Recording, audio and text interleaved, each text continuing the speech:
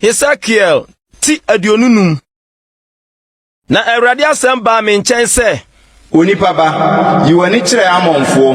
na hyɛ nkɔm tia wɔn, na ka kyerɛ Ammonfo no sɛ, muntie Awurade Nyankopɔn asɛm, sɛ Awurade Nyankopɔn sie nie. Esiane sɛ moka sɛ, wie, sɛ me kronkronbea ho agu fi, ne Israel asase ho, sɛ ayɛ afo, ne Yuda fie ho nso, sɛ wɔkɔ tukuru mu nti, hwɛ, mereyi wo ama apuoyɛfoɔ, sɛ wɔmfa wo ni, na wɔnkyere wɔn sraban wo mu, na wɔn sisi wɔn tenabea wo mu, wɔn na wobedi waba, na wɔn ara anom nufusuo, na mede raba bɛyɛ yoma adan, na Ammonfo asase ayɛ nwan butubea, na mohunu sɛ me ne Awurade. Na sɛ Awurade Nyankopɔn sie nie, esiane sɛ wɔabɔ wo nsɛm, na wode wo nan apempem fam, na wahantan nyinaa mu wama wakoma atɔ wo yam Israel asase ho nti, hwɛ, meretene me nsa atia wo, na mede wo ayɛ amanaman asadeɛ, na metwa wo afiri aman mu, na asɛe wo afiri nsase mu, na madwerɛ wo, na woahunu sɛ me ne Awurade.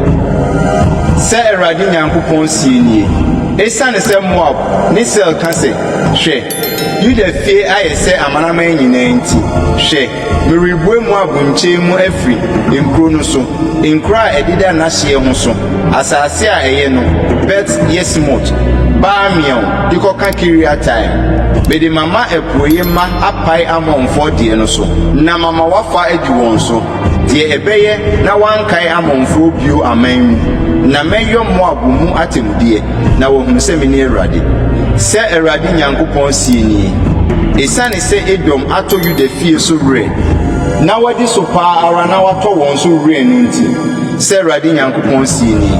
mɛtene me nsa atia Edom, na metwitwa emu nipa ne afieboa, na mayɛ no afo afiri Timan, na watotɔ nkrantaa no akɔduru Didan.